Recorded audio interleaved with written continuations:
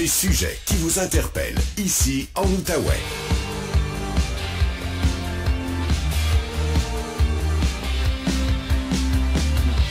Voici Louis-Philippe Brûlé. Bon, alors en attendant le point de presse du ministre Dubé à 13h, on va se tourner maintenant vers Patrick Filion, microbiologiste et professeur au Cégep de l'Outaouais. Salut Patrick! Salut LP! Hey, dire qu'on manquait quasiment de sujets il y a quelques semaines à peine. On n'en manquera pas pour les prochaines semaines, puis c'est quasiment malheureux. C'est pas que j'aime pas te parler, Louis-Philippe, mais il y a tout le temps des choses qui se rajoutent, puis c'est jamais des bonnes nouvelles dans ce cas-ci. Non, mais c'est le timing aussi, hein. Si c'était arrivé, ce qu'on vit là, après les fêtes, ça aurait été moins pire. Mais bon, exact. On va rouler avec les coups. On n'a pas le choix de continuer. Il y a tellement de questions, Patrick, on va faire ça en rafale. D'abord, les plus récentes données sur le variant Omicron nous indiquent qu'il est de 3 à 4 fois plus contagieux que Delta et qu'il n'épargne pas les doubles vaccinés. Qu'est-ce que tu peux nous dire de plus là-dessus? Dans le fond, le variant Omicron, avec les mutations qu'il a subies, fait en sorte justement qu'il va un peu s'échapper de la réponse immunitaire. Donc, les gens qui ont reçu les vaccins, donc moi j'ai reçu mes 2 doses, il est possible que les anticorps que j'ai produits contre le virus initial ne soient pas parfaitement adaptés pour reconnaître le variant Omicron, comme 2 morceaux de casse-tête que tu veux imbriquer un dans l'autre. Donc là, ça fit moins bien.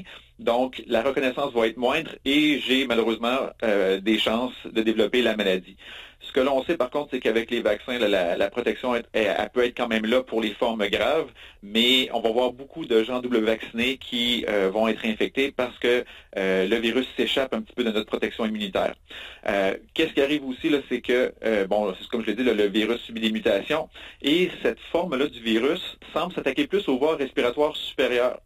Donc, il va être plus facilement retrouvé dans dans l'air qu'on expire. Donc, il va être facilement transmis, puis il semble se reproduire très rapidement aussi. Donc, c'est une belle combinaison de facteurs qui font en sorte que ce virus-là, va infecter beaucoup de gens et rapidement parce qu'il est dans les voies respiratoires supérieures. Il échappe au système immunitaire. Donc, même si on avait une belle couverture vaccinale contre Delta et le virus original, cette protection-là n'est pas parfaite contre Omicron. Donc, il faut revenir à des modes de protection physique, le port du masque, la distanciation et tout. Oui, beaucoup plus contagieux, moins virulent, semble-t-il. On ne sait pas à quel niveau encore au moment où on se parle, mais c'est sur la quantité, c'est au volume que malheureusement, ça va amener du monde à l'hôpital, d'où les mesures qu'on a annoncées il y a quelques jours. Oui, les mesures qui ont ça certainement pas plu à personne, moi le premier, mais ce sont c'est la réalité. Écoute, le premier ministre se doit d'agir. Comme tu disais, le virus est peut-être moins virulent, puis encore là, il y a des études en Angleterre qui semblent démontrer que sans être plus virulent que Delta, il s'en rapproche. Mais en tout cas, en Afrique du Sud, ça disait que c'était un petit peu moins. Mais l'idée, c'est encore une fois, on a plus de gens qui vont être infectés. Donc, si, par exemple, Delta infectait 100 personnes, il y a peut-être 4 personnes qui allaient se ramasser à l'hôpital.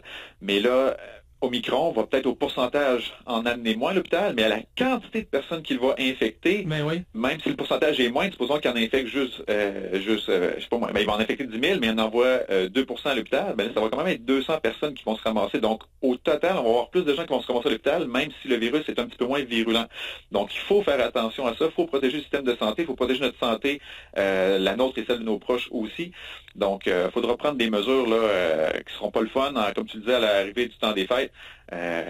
Éviter les grands rassemblements, éviter les contacts étroits, peut-être aller voir grand-papa et grand-maman à l'extérieur, organiser une activité qui va être différente, mais il faudra être créatif pour éviter justement que, au début janvier, on se ramasse avec des cas en quantité phénoménale, puis les hôpitaux qui vont être débordés. Oui. Juste pour compléter sur les vaccins, je lisais des spécialistes qui disaient que 2 doses, c'est 40% de protection contre l'infection et autour de 70% contre une hospitalisation. Donc, 70%, c'est quand même une protection qui demeure intéressante. Oui. Et là, il y a la 3e dose. On est rendu aux 65 ans et plus au Québec. Faut rappeler que la dose de rappel, la 3e dose, c'est le même vaccin. C'est pas une nouvelle version, Patrick, modifiée pour le variant Omicron. Non, c'est vraiment le même, si on parle des vaccins à ARN messager de Pfizer et Moderna, c'est le même type de protéine qui va être produite. Donc, encore une fois, c'est pas la molécule parfaite, mais c'est quand même une protection substantielle. Là, tu parles de 40% contre l'infection, c'est sûr. Donc, il va y avoir plus de gens qui vont être infectés, mais les double vaccinés ont quand même 15 fois moins de chances de se ramasser à l'hôpital. Donc, c'est quand même majeur comme différence. Et la fameuse troisième dose va permettre d'augmenter ce pourcentage-là encore plus. On ne sait pas combien, Patrick? Ça peut monter au-dessus de 80. Là. Ça fait que c'est quand même, ça va faire une bonne différence, surtout pour les personnes les plus vulnérables, personnes âgées, personnes qui ont des maladies chroniques et tout ça. Donc, ça vaut la peine. C'est vraiment, moi, j'attends juste qu'on me dise que mon groupe d'âge est admissible, puis c'est clair que je vais prendre mon rendez-vous. Parce qu'encore une fois, c'est la meilleure protection qu'on a. Puis juste faire un petit commentaire, là, je vois des choses qui circulent là, sur les réseaux sociaux comme quoi les vaccins servent à rien. Faut pas le voir comme ça. On peut se dire, porter ta ceinture de sécurité en voiture, ça t'empêche pas d'avoir un accident. Mais si tu as un accident, est-ce que tu préfères avoir ta ceinture? Moi, je pense que oui. Donc, le vaccin, c'est un peu ça. Ça va peut-être pas t'empêcher d'être infecté, donc ça pourrait être positif, mais si ça t'empêche d'avoir des conséquences graves, de te ramasser à l'hôpital, je pense que c'est quand même majeur comme, Écoute, comme Patrick, effet. Là. Si on avait Omicron, avec pas de vaccin, selon ce que tu peux nous dire, là, selon tes connaissances en la matière, ça donnerait quoi aujourd'hui? Le monde serait fermé au complet? Ou... Si on n'avait pas de vaccin, que ce soit avec Delta ou Omicron, on aurait enterré trois fois plus de gens au Québec, au Canada, partout. Ça aurait été épouvantable. Puis oui, effectivement, on aurait été dans des conditions qui auraient rappelé peut-être le printemps 2020. Des confinements extrêmes, là, avec des couvre-feux, puis tout le tralala, là. Ça aurait peut-être même été pire, parce qu'avec une transmission plus facile, même peut-être les chaînes d'approvisionnement des aliments, là, les épiceries, tout ça, ça aurait peut-être été plus compliqué. Donc, le vaccin nous a permis de passer à travers ça, d'avoir un semblant de vie normale pendant quelques semaines, quelques mois, là, pendant l'été et l'automne.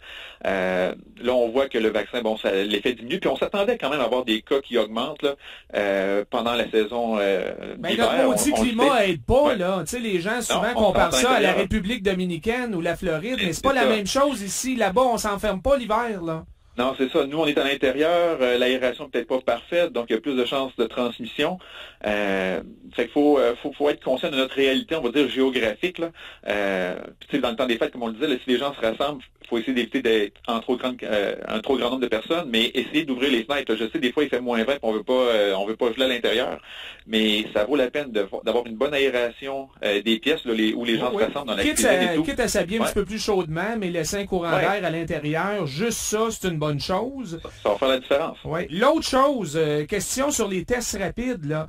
Ouais. Si on n'a pas de symptômes, Patrick, est-ce que ça vaut quand même la peine de l'utiliser avant d'aller visiter grand-papa et grand-maman? Parce qu'il y en a beaucoup qui vont dire, moi, je vais faire des rassemblements quand même, je vais passer un test rapide, si je suis négatif, pas de problème. Au pire, on pourrait être 20-25, puis il n'y a pas de trouble. Ben, je vais demander moi, aux gens d'être quand même responsables, de faire attention. Le test rapide, c'est un très bon outil s'il est bien utilisé. Par contre, il faut comprendre qu'il est quand même moins sensible que pourrait l'être le PCR. Le PCR, dans le fond, peut prendre une petite quantité du génome viral puis l'amplifier des centaines de fois, donc on peut le détecter facilement. Le test rapide, lui, il détecte la présence de protéines virales dans vos voies respiratoires. Donc, si vous en avez très peu, donc vous êtes en début d'infection, ça pourrait donner un faux négatif.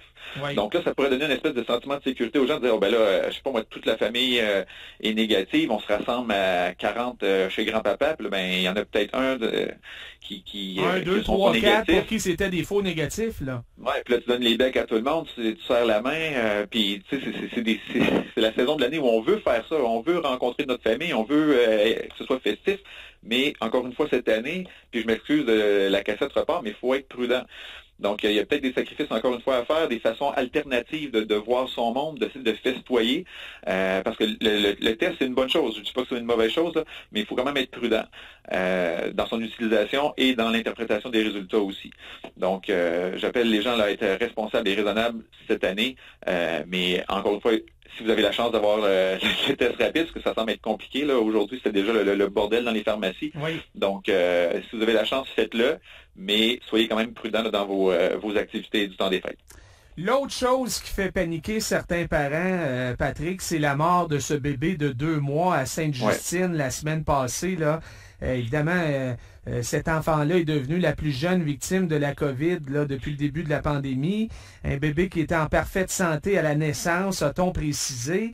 C'est une première, mais c'est rare, ça, faut le dire. Est-ce que ça n'envoie pas quand même un message de prudence, là, de faire attention aux bébés pendant le temps des fêtes, étant donné qu'ils ne sont pas vaccinés, évidemment, les bébés? Oui. Écoute, bébé naissant, puis même COVID, pas COVID, avant les premiers, on dit, les premiers 2 mois, là, l'enfant n'a reçu aucun vaccin, son système immunitaire est quand même relativement faible, donc c'est quand même une bonne chose de limiter les contacts de cet enfant-là. Ça, c'est vrai avant la COVID, puis là, je vais te parler d'une expérience personnelle. Là, moi, le premier, là, en tant que nouveau papa, il y a 15 ans, mon enfant était né en novembre, puis je l'ai amené dans les parties de Noël, puis je l'ai regretté parce qu'il s'est tapé une bonne bronchiolite, puis a été 10 jours à l'hôpital par la suite. Donc là, on a la COVID en plus. Donc, il faut comprendre qu'un jeune bébé, son système immunitaire n'est pas encore développé. Ça va prendre quelques semaines, quelques mois. Puis ensuite, bon, c'est ça, s'il reçoit ses vaccins RRO, là, rougeole, rubéole, oreillon, et toute la collection qui va s'en suivre, ça va l'aider. Mais là, pour l'instant, pour la COVID, entre autres, ces enfants-là n'ont même pas droit à la vaccination. Donc, oui, ce sont des événements extrêmement malheureux, c'est un drame. Ce sont des événements très, très rares. Mais, encore une fois, vous êtes de jeunes parents. Prenez soin de votre enfant, essayez de limiter les contacts pour le protéger de la COVID, oui, mais de toute autre infection qui pourrait être pas mal plus grave à son âge. Parce que, tu sais, les bébés, c'est comme un aimant, là, quand on rentre dans un petit party, même si on est juste 8, 9, quand il y a un bébé, tout le monde veut le coller, tout le monde veut le prendre, tout le monde veut donner des petits becs. C'est peut-être pas une bonne idée, finalement, là. Oui, il faut faire attention. Attendez quelques mois qu'il ait reçu ses premières doses, qu'il ait le temps lui-même de développer son système immunitaire là, pour faire face aux divers micro-organismes auxquels il va faire face. Mais encore une fois, le nouveau bébé, c'est peut-être pas la bonne idée.